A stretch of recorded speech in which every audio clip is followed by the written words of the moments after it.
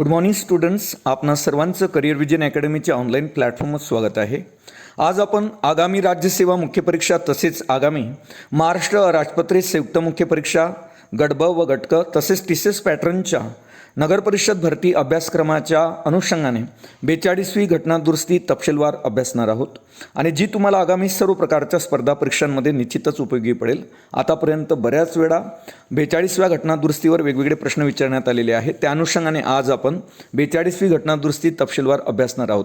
पण ती अभ्यासण्याच्या अगोदर काही बाबी तुम्हाला लक्षात घ्याव्या लागतील का 42वी ही जी घटना दुरुस्ती झाली ही 1976मध्ये करण्यात आली आहे आणि आतापर्यंत भारताच्या राज्यघटनेमध्ये जेवढे घटना दुरुस्त्या झाल्या त्या घटना दुरुस्त्यांपैकी ही सर्वात मोठी आणि सर्वसमावेशक, जिला आपण कॉम्प्रिहेन्सिव्ह म्हणू शकतो, अशा प्रकारची ही घटना दुरुस्ती होती.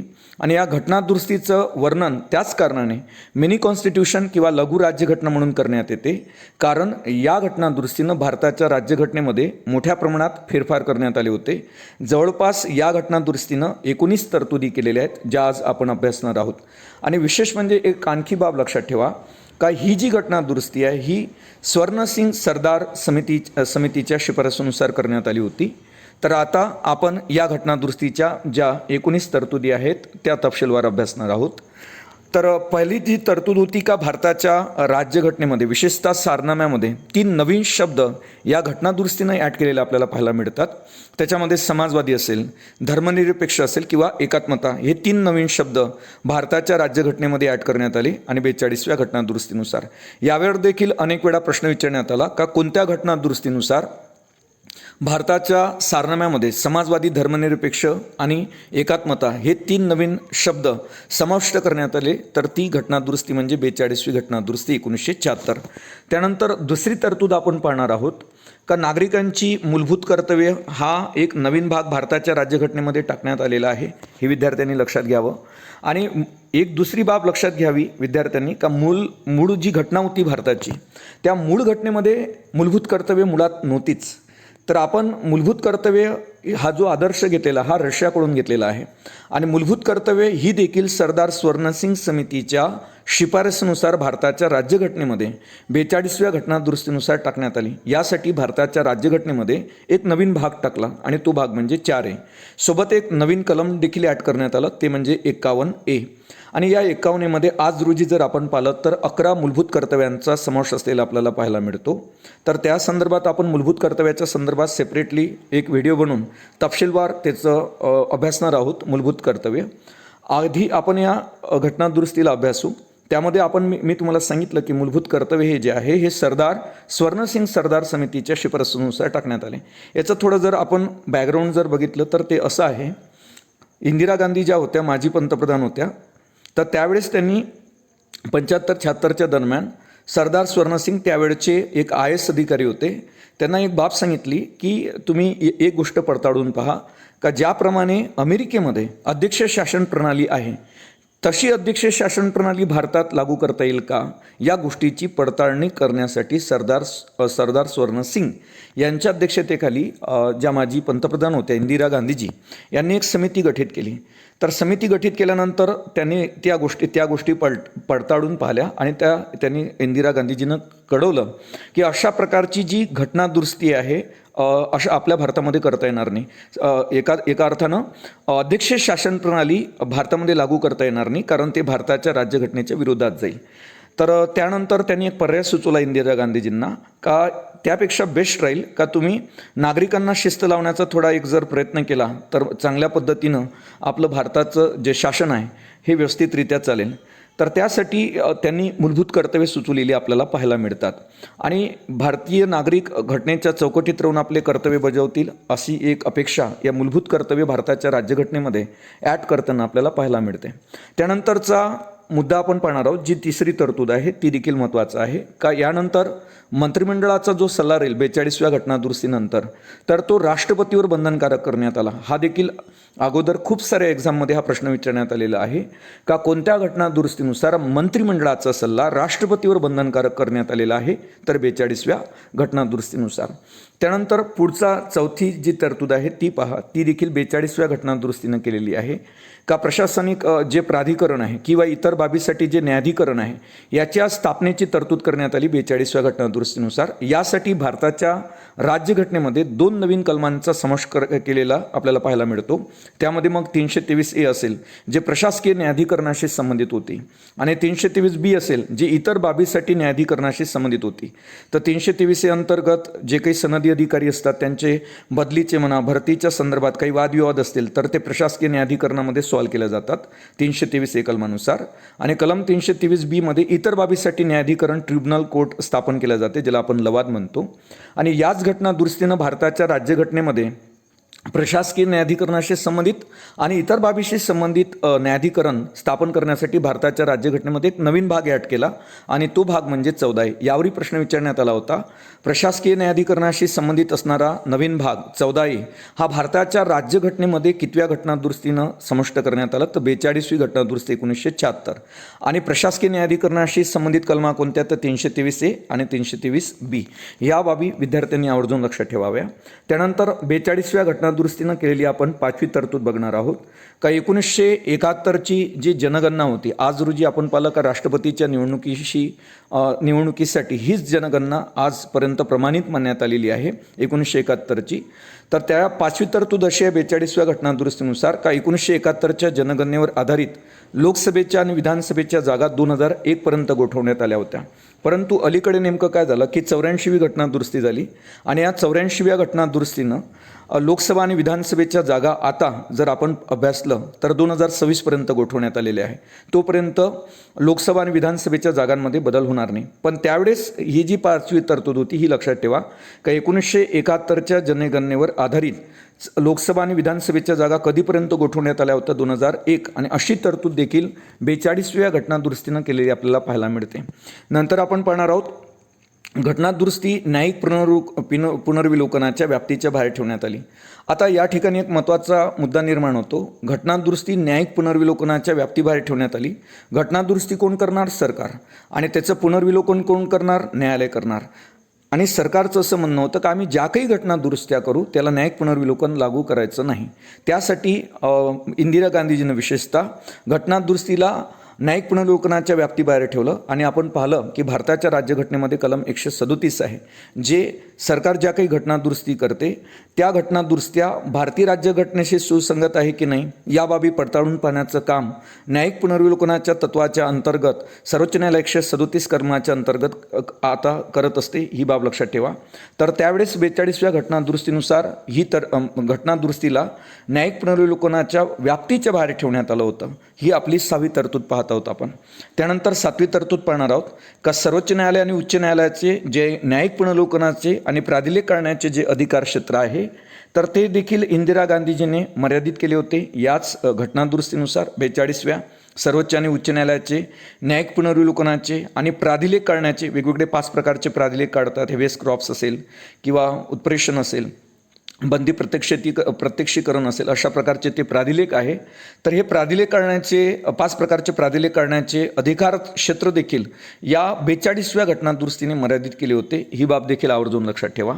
ही 7वी तरतूद होती. त्यानंतर 8वी तरतूद आहे 42व्या घटनादुरुस्तीची का लोकसभा आणि विधानसभेचा जो कार्यकाल आहे या 42व्या घटनादुरुस्तीने 5 वर्षावरून 6 वर्षापर्यंत वाढवला होता. अतिशय महत्त्वाची तरतूद होती. नंतर 44वी घटनादुरुस्ती झाली आणि त्या 44व्या घटनादुरुस्तीने परत लोकसभा आणि विधानसभेचा कालखंड जो वाढवण्यात आला होता 42व्या घटनादुरुस्तीनुसार 5 वरून 6 करण्यात आला होता तो परत 6 वरून 5 केलेला आपल्याला 44व्या घटनादुरुस्तीनं केलेला दिसतो. पण ही तरतूद लक्षात ठेवा जी 42व्या घटनादुरुस्तीने केलेली होती का लोकसभा आणि विधानसभेचा जो कार्यकाल आहे तो 5 वर्षावरून 6 वर्षापर्यंत वाढवला होता. ही 8वी तरतूद आपण पाहत आहोत. आता आपण 9वी तरतूद बघणार आहोत जी मार्गदर्शक तत्वाच्या अंमलबजावणीच्या संदर्भात आहे. मार्गदर्शक तत्वाच्या अंमलबजावणीसाठी भारत सरकारनं केलेले कोणतेही कायदे असत आणि ते जर कायदे मूलभूत अधिकाराचं उल्लंघन होण्याच्या कारणावरून न्यायालय अवैध ठरवू शकत नाही अशी तरतूद देखील 42व्या घटनादुरुस्तीने करण्यात आली होती. वास्तविक पाहता जर आपण पाहिलं तर मार्गदर्शक तत्वे ही जी असतात हे न्यायप्रविष्ट नसतात. पण तत्कालीन इंदिरा गांधीजी सरकारने ही एक नवी तरतूद या ठिकाणी केलेली आहे का मार्गदर्शक तत्वाच्या अंमलबजावणीसाठी जर सरकार कोणताही कायदा करत असेल आणि असा कायदा जर मूलभूत अधिकाराचं उल्लंघन करत असेल तर या कारणावरून न्यायालय त्या मार्गदर्शक तत्वाच्या अंमलबजावणीसाठी केलेला कायदा अवैध ठरू शकत नाही अशी तरतूद केलेली आपल्याला या 42व्या घटनादुरुस्तीनं पाहायला मिळते. त्यानंतरचा आपण 10वा मुद्दा पाहणार आहोत जो अतिशय महत्त्वाचा आहे का देशविरोधी कारवायावर उपाय म्हणून कायदे करण्याचा अधिकार संसदेला आहे. कारण काही टेररिस्ट दहशतवादी असतात तर त्यांच्या विरोधी कारवाया म्हणून कायदे करण्याचा अधिकार संसदेला देण्यात आला याच घटनादुरुस्तीनुसार. आणि अशा कायद्यांचा जो अग्रक्रम असेल हा मूलभूत अधिकाराच्या अगोदर असेल. सांगण्याचं तात्पर्य असं का जर एकाकडे आपण जर पाहिला देशविरोधी एखादा कायदा घेतला, देशविरोधी कारवायांवर उपाय म्हणून कायदा घेतला आणि दुसऱ्याकडे जर आपण पाहिला मूलभूत अधिकाराचं हनन होत असेल तर मूलभूत अधिकाराच्या हननाकडे दुर्लक्ष केला जाईल आणि देशविरोधी कारवायावर उपाय यासाठी जो कायदा केला गेला त्याला प्राथमिकता दिली जाईल आणि त्या ठिकाणी दुय्यम लेखला जाईल मूलभूत अधिकाराला. सांगण्याचं तात्पर्य असं आहे का मूलभूत अधिकाराच्या पेक्षा देशविरोधी कारवायांच्यासाठी जो उपाय म्हणून कायदा केलेला आहे त्याला प्राथमिकता दिल्या जाईल आणि त्यानंतरच मग मूलभूत अधिकाराला दुय्यम दर्जा दिला म्हणजे प्राथमिकता दिल्या जाईल. तर सर्वात अगोदर जी प्राथमिकता दिल्या जाईल ते देशविरोधी कारवायावर उपाय म्हणून जे कायदे केले त्यांना आणि त्यानंतर मग प्राथमिकता दिल्या जाईल मूलभूत अधिकाऱ्यांना असं या तरतुदीचं म्हणणं आहे. तर अशा पद्धतीने 10वी तरतूद होती जी आवर्जून तुम्ही परत लक्षात ठेवा का देशविरोधी कारवायांवर उपाय म्हणून कायदे करण्याचा अधिकार संसदेला देण्यात आला आणि अशा कायद्यांचा जो अग्रक्रम असणार तो मूलभूत अधिकारांच्या अगोदर असेल अशी तरतूद ह्या 42व्या घटनादुरुस्तीनं केलेली आपल्याला पाहायला मिळते. ही 10वी तरतूद होती. त्यानंतर आपण 11वी तरतूद पाहणार आहोत जी समान न्याय आणि कायदेविषयक निःशुल्क सेवा. त्याच्यानंतर उद्योगधंद्याच्या व्यवस्थापनामध्ये कामगारांचा सहभाग आणि पर्यावरण, वने, वन्यजीव संरक्षण असे 3 नवीन मार्गदर्शक तत्वे भारताच्या राज्यघटनेमध्ये टाकण्यात आली. आता या ठिकाणी प्रश्न निर्माण होतो का कोणत्या घटनादुरुस्तीनुसार समान न्याय आणि कायदेविषयक निःशुल्क सेवा, उद्योगधंद्याच्या व्यवस्थापनामध्ये कामगारांचा सहभाग विशेषतः 43 कलमानुसार, त्याच्यानंतर पर्यावरण, वने, वन्यजीव संरक्षण या 3 नवीन मार्गदर्शक तत्वे भारताच्या राज्यघटनेमध्ये कोणत्या घटनादुरुस्तीनुसार टाकण्यात आली तर ती टाकण्यात आली 42वी घटनादुरुस्ती 1976 नुसार. ही बाब आवर्जून लक्षात ठेवा, खूप महत्त्वाचा मुद्दा आहे हा. 11वा का समान न्याय आणि कायदेविषयक निःशुल्क सेवा, उद्योगधंद्याच्या व्यवस्थापनामध्ये कामगारांचा सहभाग आणि पर्यावरण, वने, वन्यजीव संरक्षण हे 3 नवीन मार्गदर्शक तत्वे भारताच्या राज्यघटनेमध्ये टाकण्यात आलेली दिसते. आणि आपण पाहिलं का भारताच्या राज्यघटनेमध्ये कलम 36 ते 51 पर्यंत मार्गदर्शक तत्वे देण्यात आलेली आहे आणि ती प्रकरण आपण पाहिलं तर भाग 4 मध्ये आहेत आणि मूलभूत हक्क भाग 3 मध्ये देण्यात आलेली आहे. ही बाब आवर्जून विद्यार्थ्यांनी लक्षात ठेवावी. त्यानंतरचं आपण 12वी तरतूद घेणार आहोत. भारताच्या एखाद्या क्षेत्रात या घटनादुरुस्तीनं नेमकं काय झालं का भारताच्या एखाद्या क्षेत्रात एका विशिष्ट क्षेत्रामध्ये राष्ट्रीय आणीबाणी घोषित करणे सुकर करण्यात आलं. म्हणजे सांगण्याचं तात्पर्य असं का आता या 42व्या घटनादुरुस्तीनुसार अशी एक तरतूद करण्यात आली ज्यानुसार भारताच्या एका छोट्या भागामध्ये देखील राष्ट्रीय आणीबाणी घोषित केल्या जाऊ शकत होती. तर अशी तरतूद या 12व्या तरतुदीनुसार आपल्याला दिसून येते जी 42व्या घटनादुरुस्तीनं केलेली आहे. त्यानंतर दुसरी एक महत्त्वाची 13वा मुद्दा आपण पाहणार आहोत तो देखील महत्त्वाचा आहे. राज्यातील जे राष्ट्रपती राजवटीचा जो कालावधी होता तो 6 महिन्याऐवजी एकावेळी 1 वर्षानं वाढवता येईल अशी तरतूद देखील या 42व्या घटनादुरुस्तीनं केलेली दिसते. का राज्यातील राष्ट्रपती राजवटीचा जो कालावधी आहे तो एकावेळी 6 महिन्याच्या ऐवजी एकाच वेळी 1 वर्षानं वाढवता येईल अशी तरतूद 42व्या घटनादुरुस्तीने केली.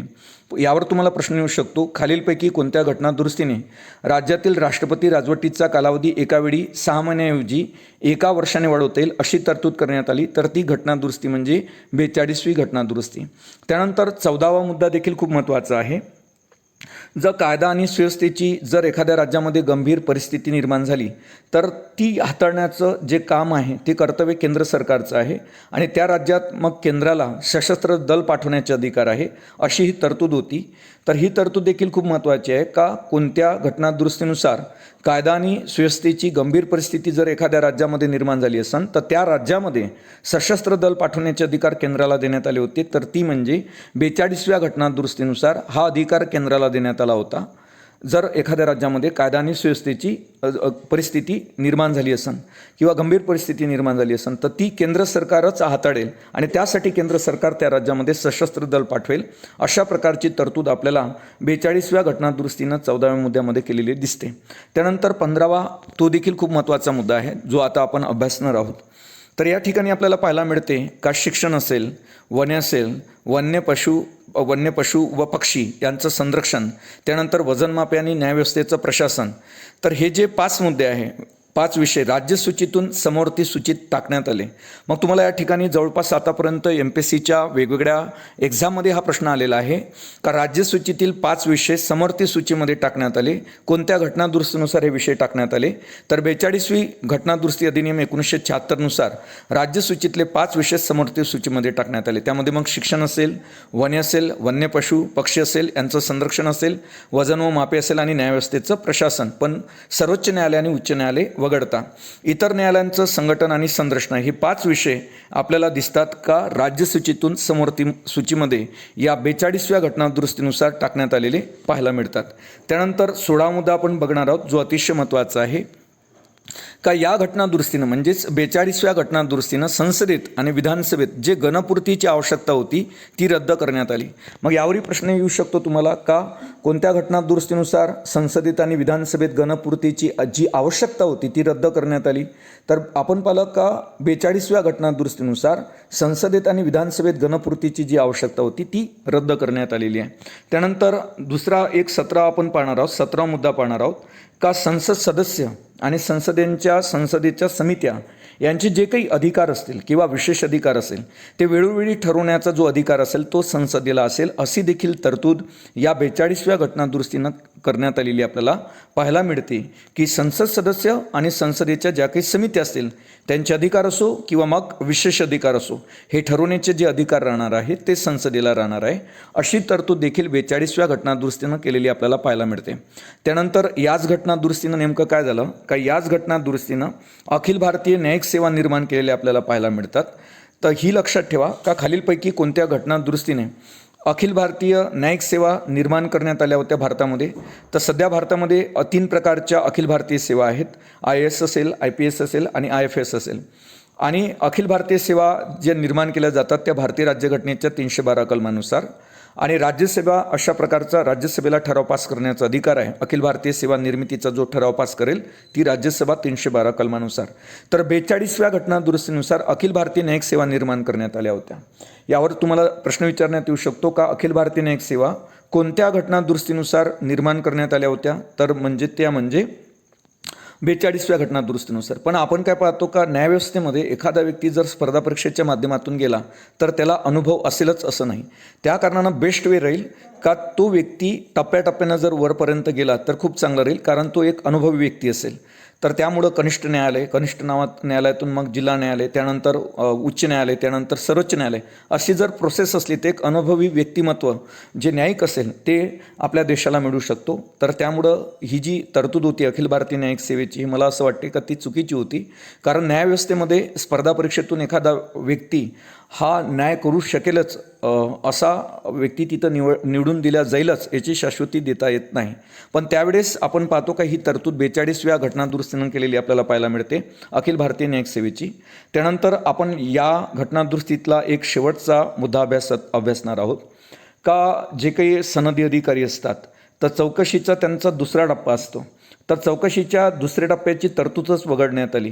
सनदी अधिकाऱ्यांच्या चौकशीच्या जो दुसऱ्या टप्प्यात प्रस्तावित जे काही दंडात्मक कारवाईच्या वेळी नागरिक सेवक म्हणजे जे UPSC आणि MPSCतून गेलेले आहेत त्या नागरिक सेवकाला आपली बाजू मांडण्याची जी संधी असण्याचा जो अधिकार होता तो या घटनादुरुस्तीनं आपली बाजू मांडण्याचा जो अधिकार होता नागरिक सेवकाला तो काढून घेतला आणि शिस्तभंगाची त्याच्यावर किंवा बडतर्फीची जी कारवाई होती ती प्रक्रिया छोटी करण्यात आली.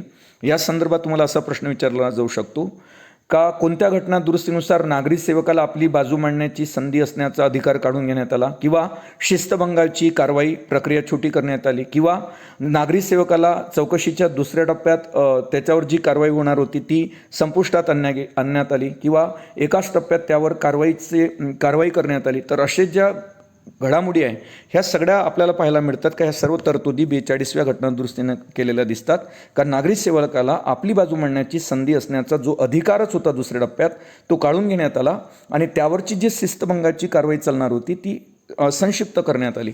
तर अशा पद्धतीने 42वी घटनादुरुस्ती आहे. जवळपास याच्यामध्ये 19 तरतुदी आपल्याला असलेला पाहायला मिळतात ज्या तुम्हाला आगामी सर्व प्रकारच्या स्पर्धा परीक्षांसाठी उपयुक्त ठरतील. पुन्हा आपण भेटू अशीच एक घटनादुरुस्ती घेऊन ज्याचा आपण तपशीलवार त्या व्हिडिओमध्ये विवेचन करणार आहोत.